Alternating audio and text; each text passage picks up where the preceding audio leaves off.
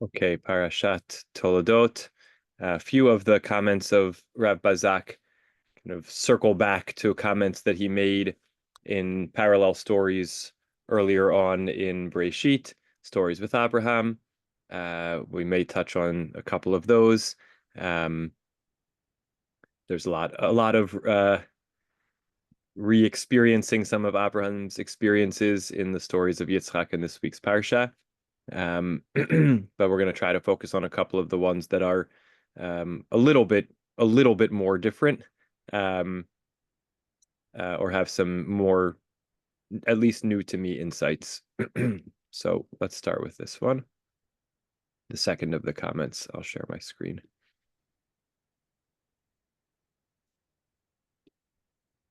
Okay. This one is called "And I Will Be With You." There was a famine in the time of Yitzchak. Already you can see parallels to Abraham. And the Torah connects it to the famine in the days of Abraham.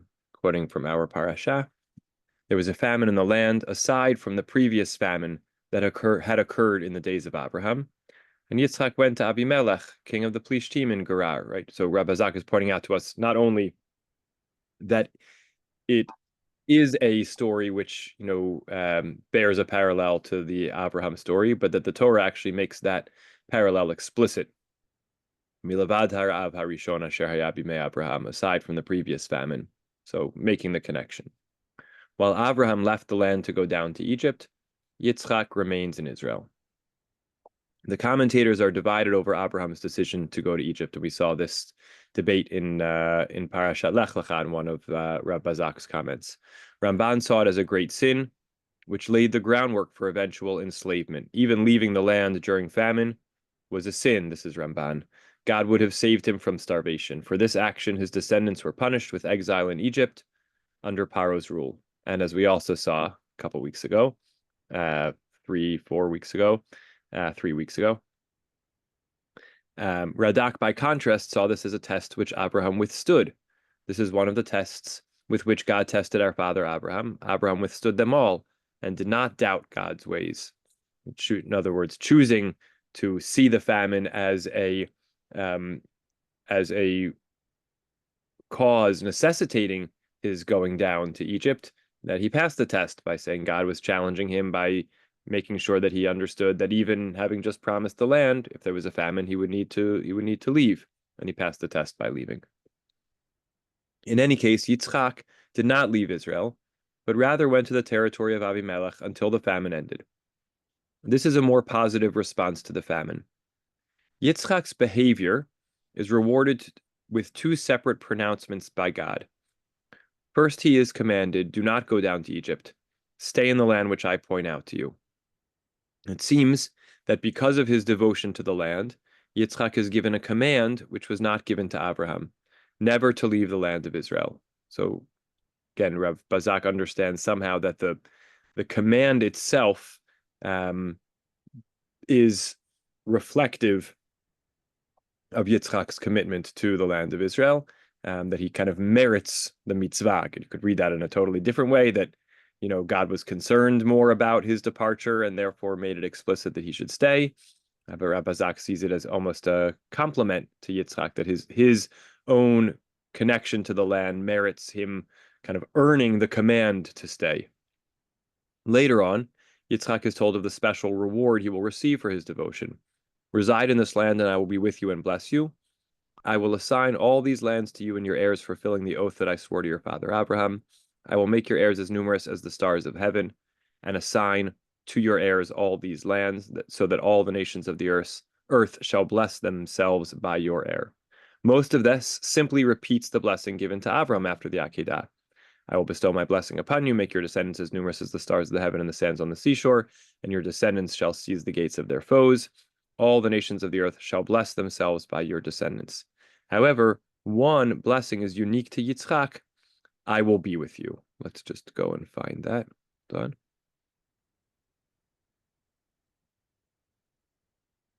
Right, reside in this land, Gor ba'aretz hazot, ve'ehyeh imecha va'avarechecha.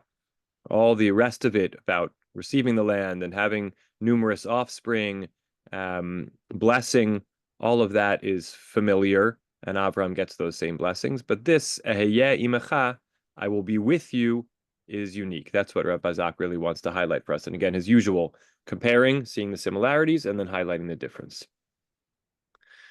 This blessing is connected specifically with the land of Israel. Later, God will say to Yaakov, return to the land of your fathers where you were born, and I will be with you. Similarly, God says to Moshe at the burning bush, I have come down to rescue them from the Egyptians and to bring them out of that land to a good and spacious land, a land flowing with milk and honey. I will be with you. The promise to Yehoshua is similar. Be strong and resolute, for you shall bring the Israelites into the land that I promised them on oath, and I will be with you. Yitzchak's devotion to the land earns him a special connection with both the land and with God. I think this, what jumped out at me is just the kind of, I've never really zeroed in on this particular phrase, the Ehiyeh Imach, and the way Rav Bazak is reading it. And it's interesting because I would have typically not read it this way in the case of Moshe. Ehiyeh Imach, sounds like it's God saying to him at the burning bush, I'm going to be with you. That's very much not connected to the land of Canaan. It's God being with him right then and there, it seems like. But Rav Bazak is reading it as the I will be with you is sort of because your role is to be an agent that gets the people out of Mitzrayim and gets them on their way to the land that I have promised, which is the land of Canaan. Almost that's what generates the I will be with you, that the sense of God being with people is somehow connected to their relationship with the land of Israel. So for Moshe, as we know, it was not a land he ever got to, but he shepherded literally Bnei Israel to the doorstep, and it was in anticipation of that role that God gives that promise to him.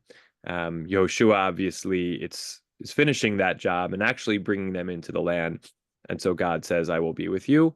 And with Yaakov, it's connected to returning to the land. And then again, working all the way backwards to Yitzchak, it seems to be connected to his sort of commitment to stay in the land.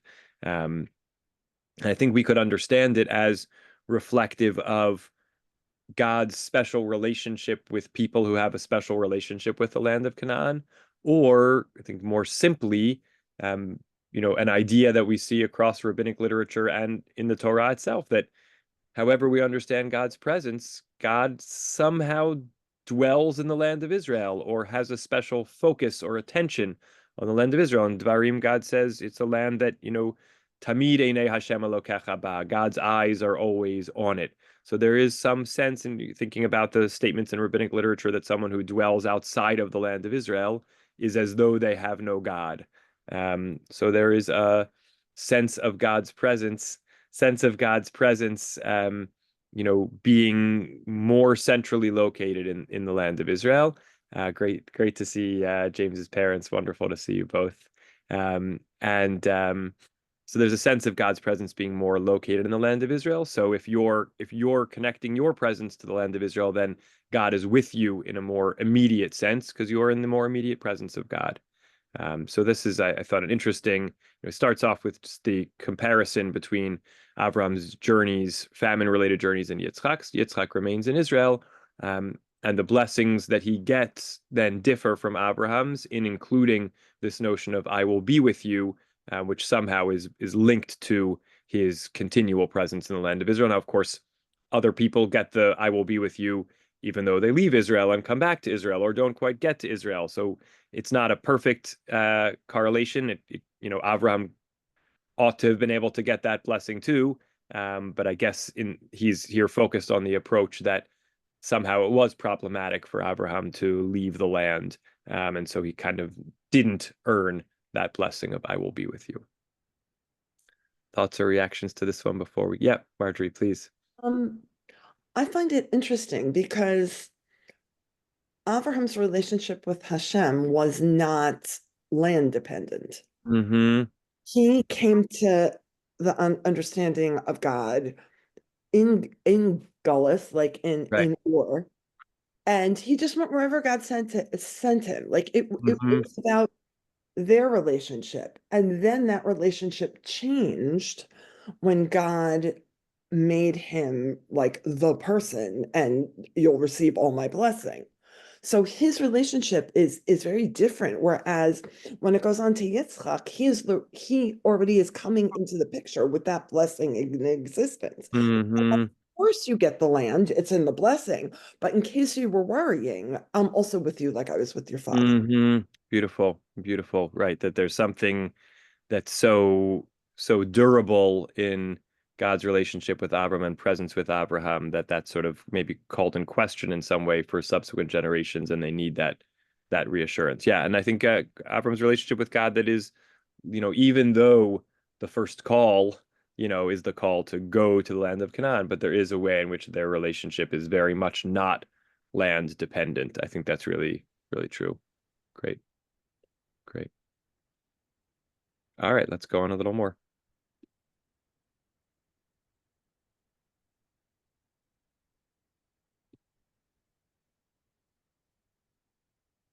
Okay, skipping over one other one to this one, a well of flowing water. The Torah reports that Yitzchak accumulated wealth, much to the displeasure of his Philistine neighbors. He grew richer and richer until he was very wealthy. He acquired flocks and herds and a large household, so that the Philistines envied him.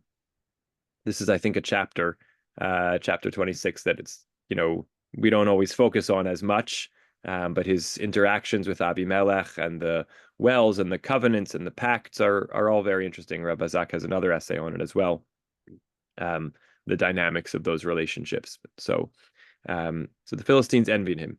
In response, Abimelech asked Yitzchak to leave the area. And Abimelech said to Yitzchak, "Go away from us, for you have become far too big for us." Even after Yitzchak left, the enmity remained, and the Philistines continued to argue with Yitzchak over water rights. Eventually, Yitzchak settled in Beersheba. Surprisingly, the king of the Philistines and his advisor came to visit him there. Yitzchak was surprised. Yitzchak said to them, "Why have you come to me, seeing that you have been hostile to me and have driven me away from you?" Right? It's a good question, right? You sent me away from the land that we were kind of inhabiting together, and now you're coming to me. What do you have anything to do with me now? They answered, "We now see plainly that the Lord has been with you, and we thought, let there be a sworn treaty between our two parties, between you and us. Let us make a pact with you."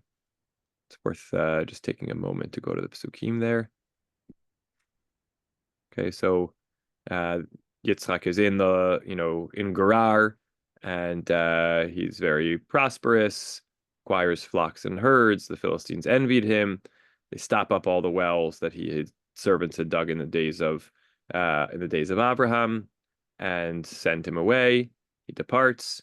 He digs the wells anew, in the Nachal Gerar, gives them the same names. They start to find water and have disputes over them, and he moves to another place, and finally goes to Beersheba. Then God says, I'm with you.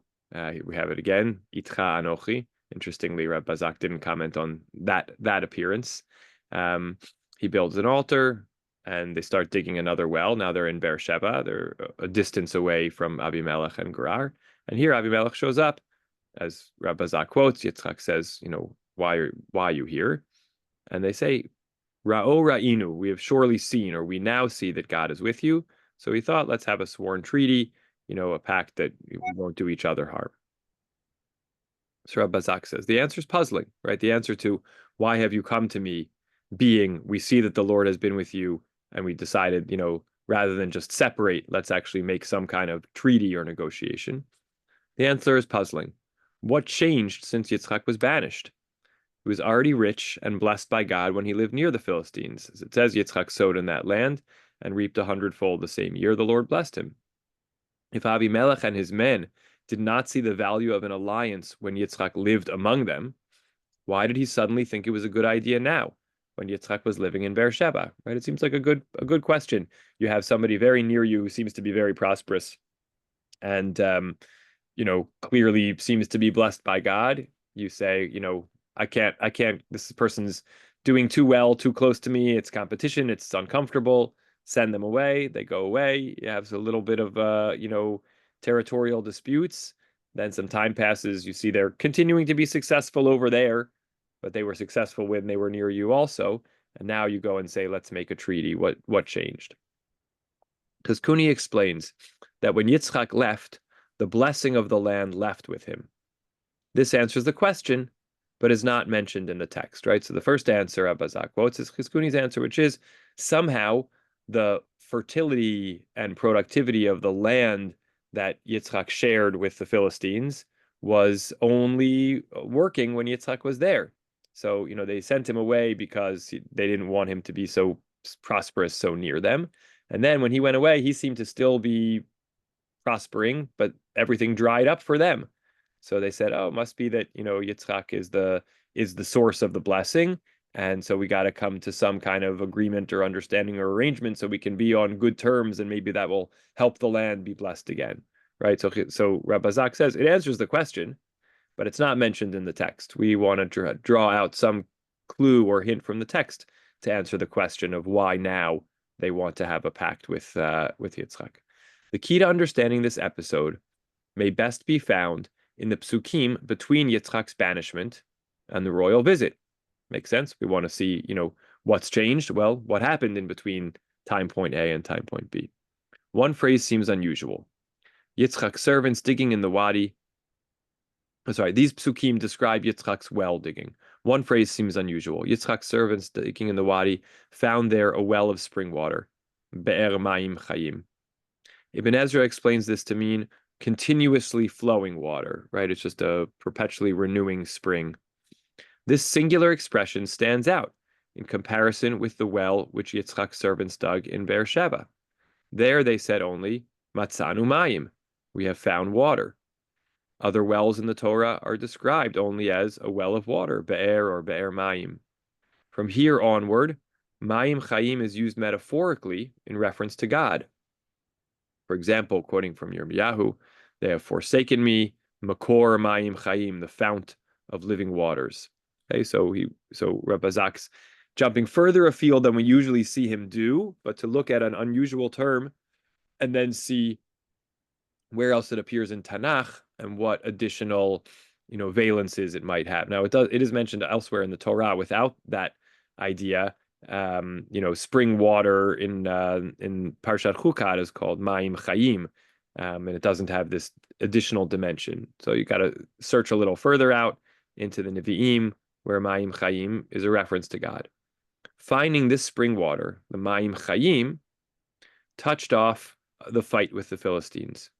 When the dispute was over, Avimelech and his people understood that someone who finds that kind of water must somehow be connected to the source of all water. Indeed, God was with Yitzchak, right? So Rabbi Zak wants to suggest, again, going back to the psukim,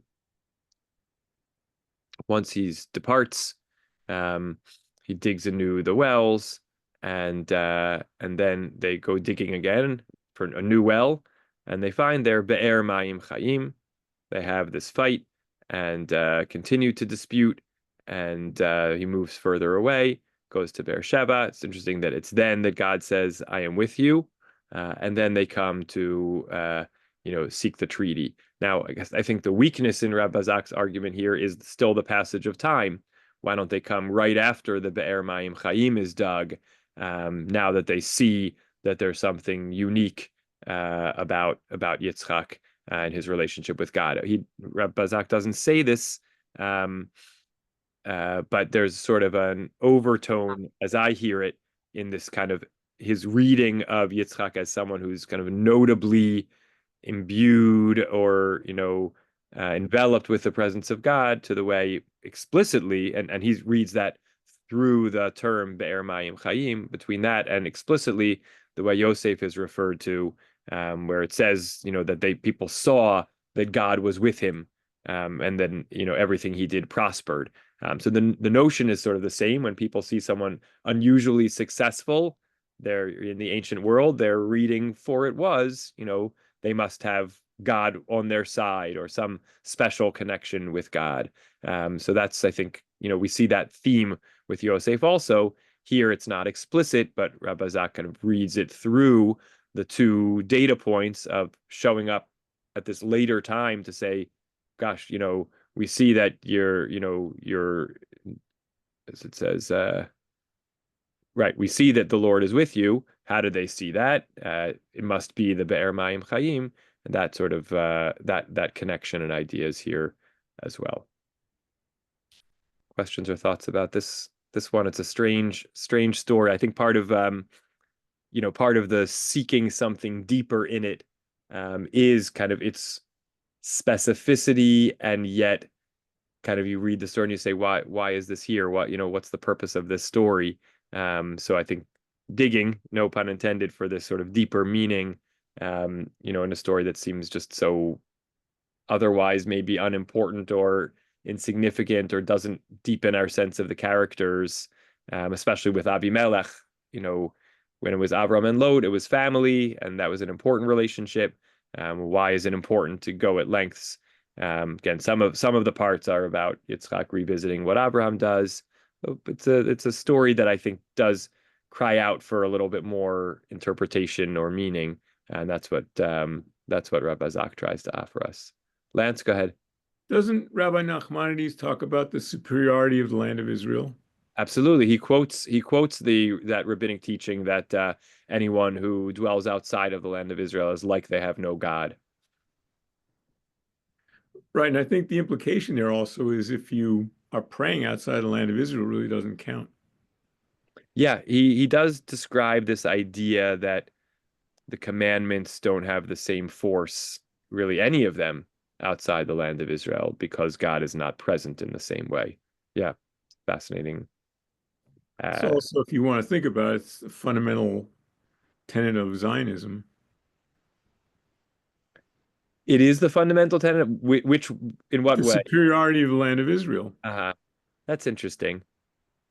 That's interesting. And for people on the quote right, the idea is that land of Israel is the true residency of God. Right. It's interesting. I think, I mean, it's hard to speak of one Zionism. There are so many Zionisms. I think even within religious Zionism, people might view the land of Israel as the covenantal land between God and the Jewish people without sort of saying it is superior to all other lands, or maybe say it's superior to all the other lands for Jewish people. I don't know if they would necessarily assert its superiority. And always, you definitely do have that stream of thought in Jewish tradition, but it's not the only. And I think you certainly have Zionisms that saw the land of Israel as, again, a special homeland for the Jewish people, but not necessarily better than any other land. Of course, this is so part and parcel of some of the debates over where a homeland for the Jewish people should have been located, where not everyone at all times, opted for Israel. But even, again, I think even there, where Herzl was debating the, Uganda plan or any other one, it was still with a recognition that Israel would be the ideal choice, but just that it might not be the most politically or pragmatically expedient. So in principle, I agree with you that that's a strong stance. I just don't think it's an exclusive stance within Zionisms. Yeah. No problem there. Great. Other comments or reactions to this one? The spring of living waters. Just it seems odd. You would think the Torah would have said the Philistines heard of the spring if there was some connection between them noticing or recognizing the spring and wanting to make a covenant with Isaac. Right. I mean, we see that, right, because the herdsmen of Gerar, we see their quarrel with him and say that this water is ours. But right, does it necessarily get to for the Be'er Mayim Chaim, it says there was an argument? Yeah. Let's go back there for a moment.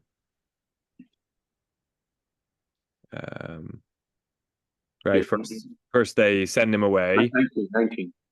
Yeah, and then they say find the Be'er Mayim Chaim, and then the herdsmen of Gerar say, this is they have this fight over this one. Then they have another fight over another one, right? Which is why it sort of seems like, if it jumped straight from there to the psukim of sending the delegation, it would feel like a stronger argument to me.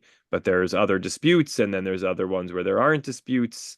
But maybe there's sort of a two-step process. This is where I think Chizkuni's point is a more compelling one, even though, as Rabbi Zak said, it's not explicit in the text, which is they only come to him after he's finally distanced himself far enough away. And first he's in Grar, then he moves from there, but not that far. And it's only after he gets to Beersheba that then they send the delegation. So that makes it feel more like it has to do with his achieving a degree of distance, and at which point for the Chizkuni's reading, it would have been clear that he was the source of blessing for the land, because once he went far enough away, the land was not producing in the same way, as opposed to Rabbi Zak's reading that it's about the Be'er Mayim Chaim. There's still a couple of little narrative, increments after that and before they get to the delegation. So, I think oh, go ahead. Neither of them mention that God appears to Isaac right before the covenant. Right. Yeah. That seems a much more compelling reason to tie that they recognize that God is somehow with him, that God just appeared to him, just then. Right. But there was a private appearance. Yeah. It's interesting. Yeah, I mean, it reminds me of some of the Rav Meidan essays we've done where, the question is really excellent. The variety of answers each has, something missing, but it helps you sharpen kind of the analysis and recognize the power of the question, because the question's better than any of the answers which are offered. Great. All right, let's do one more.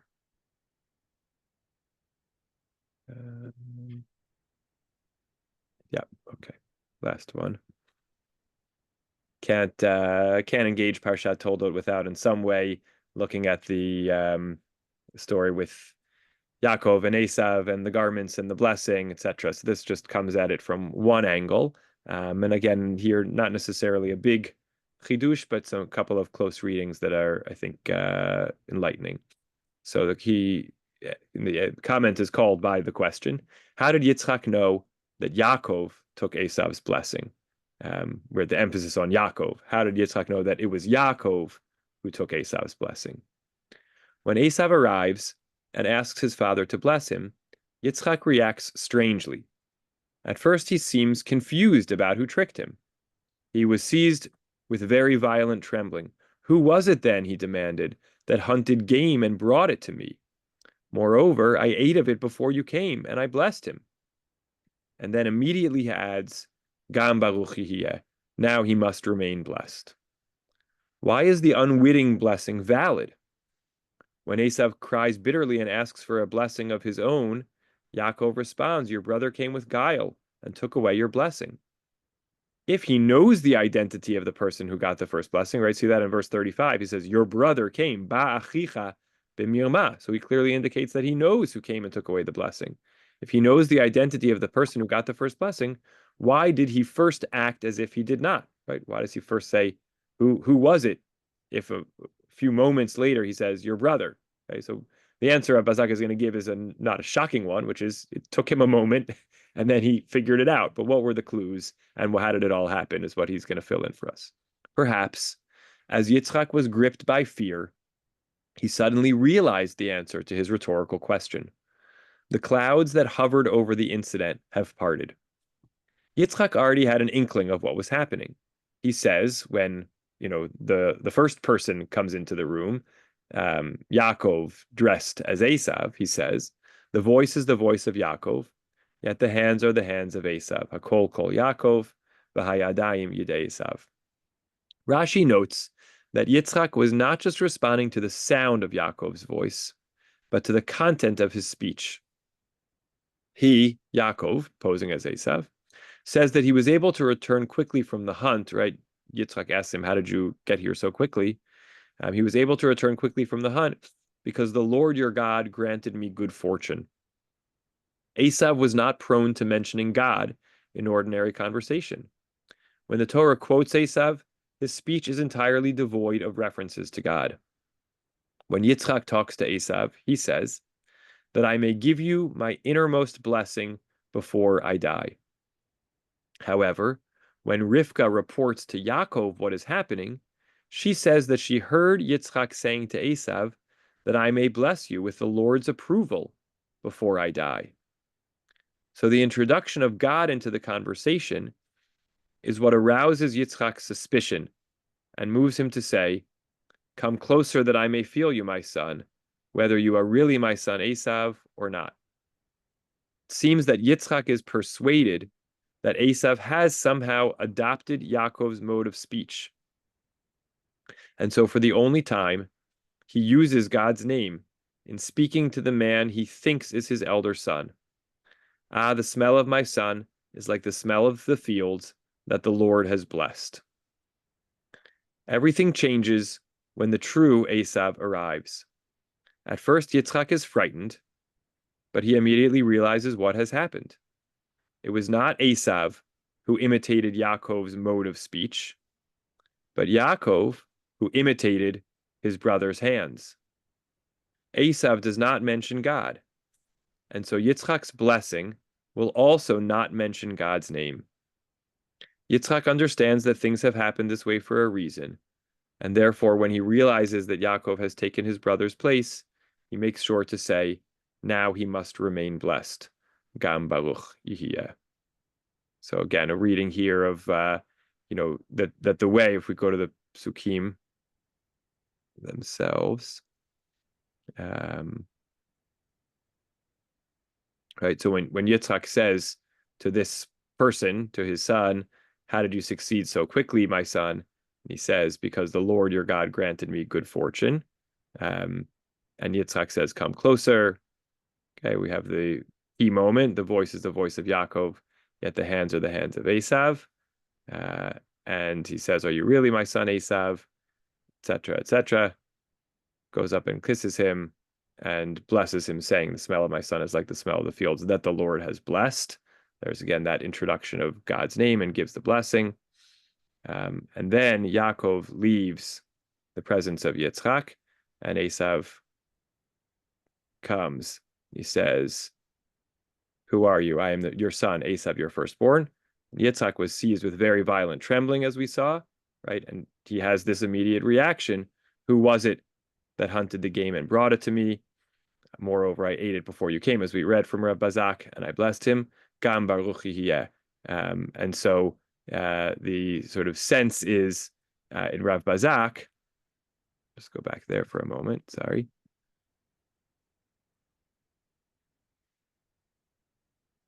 He seems like he understands it already in the context of that pasuk, right? We see it here.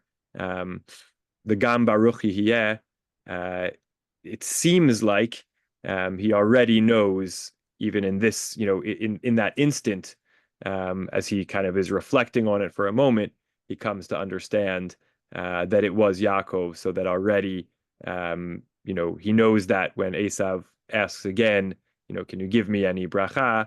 And he says, no, it was your brother. He's already known it now for these few moments, even from moments after he had that trembling.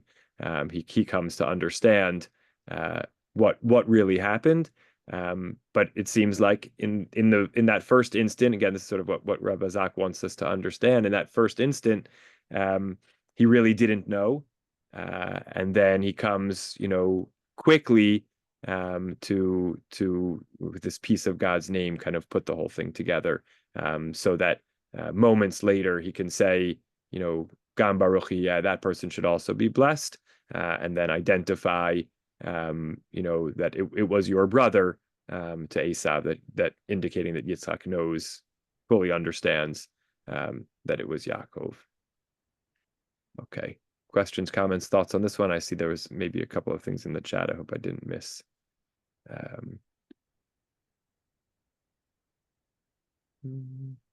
Yep, James.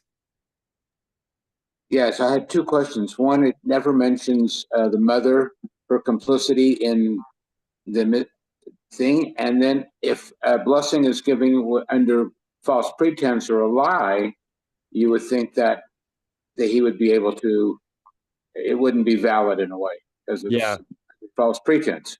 Yeah. It's a great question and great point.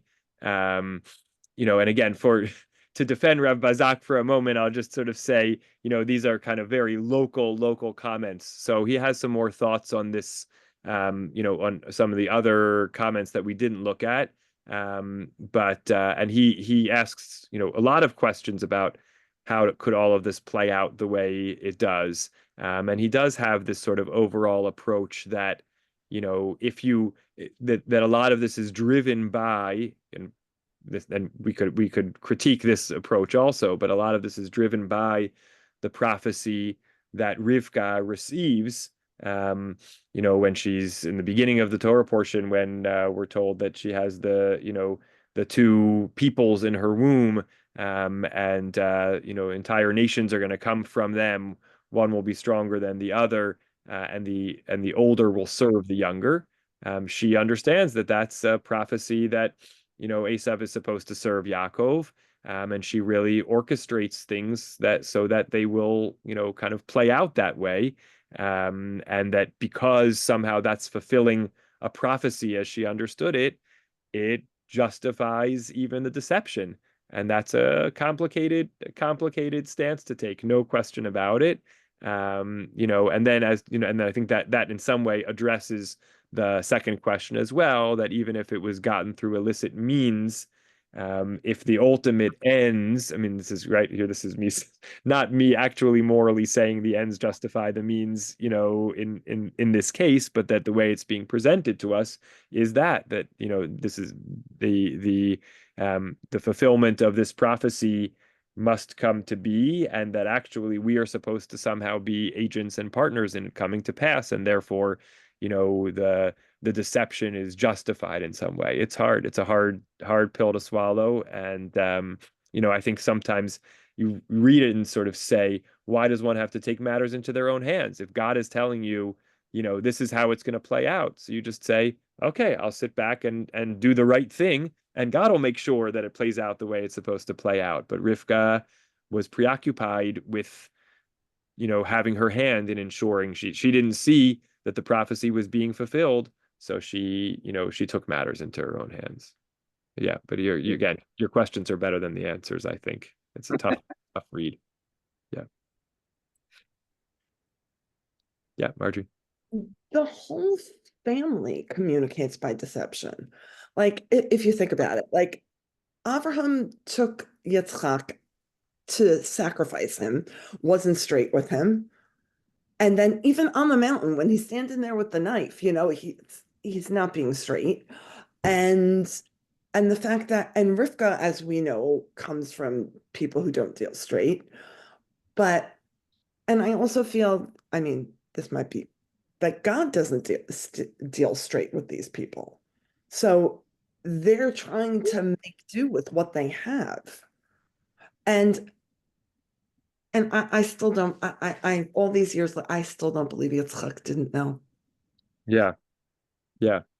And also why would a mom, like, I always struggle with, why would a mom set up a dynamic where her kids would be against each other? Like, no, like, there's no good that could come out of stealing the Bechorah. Yeah. I don't know. Yeah. One thing Rav Bazak notes, was it Rav Bazak? He just quotes the translation.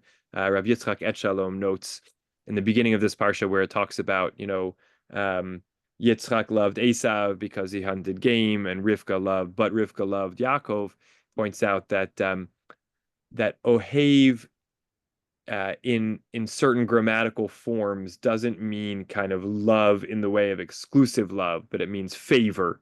Again, still not great, but it's not like you look at it and you say each parent loved one child and not the other child. It was really a case of favoring, which again, favoring's not defending favoring here, but just sort of saying we often read it as like they each had one that they loved and they didn't love the other. But it doesn't seem even kind of grammatically the way that's the way Ahav is to be understood there. But I agree. All the characters, God included, seem to, traffic in deception. That's complicated. Bracha and then Lance. Go ahead.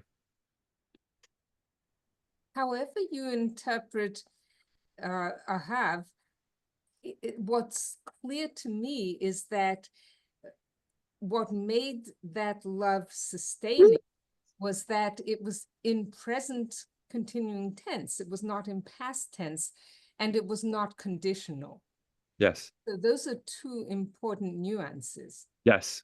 Yes. Absolutely. Thank you. I agree. I agree. Lance, go ahead. Might be the last. Okay. Thank you. One of the major characters in all of literature is the trickster. And if you think about Solomon or you think about Joseph, these are major league tricksters.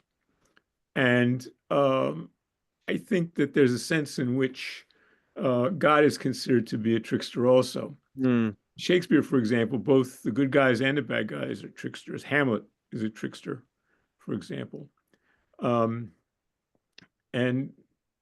the ultimate trickster certainly in the Talmud is Satan, right. right? Right.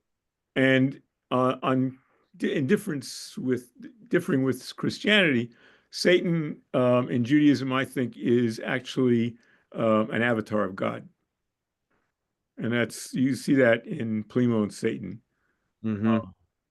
most clearly.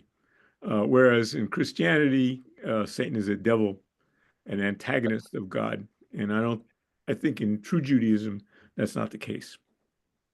Beautiful. Beautiful insights. And yes, the character of the trickster or the joker or the, clever one is a really interesting kind of type character or tool. And I think in these parshiot, as we get into Yaakov, I always turn either by actually opening it up or just recollecting as best I can the insights of Rav Shmuel Klitzner on kind of Yaakov's psychological development and the attempt to free himself from deception and to move to a more kind of holistic sense of self, which is a really, really challenging. I mean, the greatest deceptions we usually do are the deceptions which we use to deceive ourselves, and freeing ourselves from self-deception is, and telling ourselves the truth about ourselves. It's probably one of the hardest, journeys to a holistic sense of self. So, great to learn together as always, and look forward to continuing on next week. So, yep, thanks to everybody. Mom and Dad love you and look forward to seeing you in a couple of days. And happy Thanksgiving and early Shabbat Shalom, everybody. Excuse me, next week is on Monday? Next week, back to Monday. Yes, back to Monday. Thanks for checking. Yep. Okay, take care, everybody. Bye.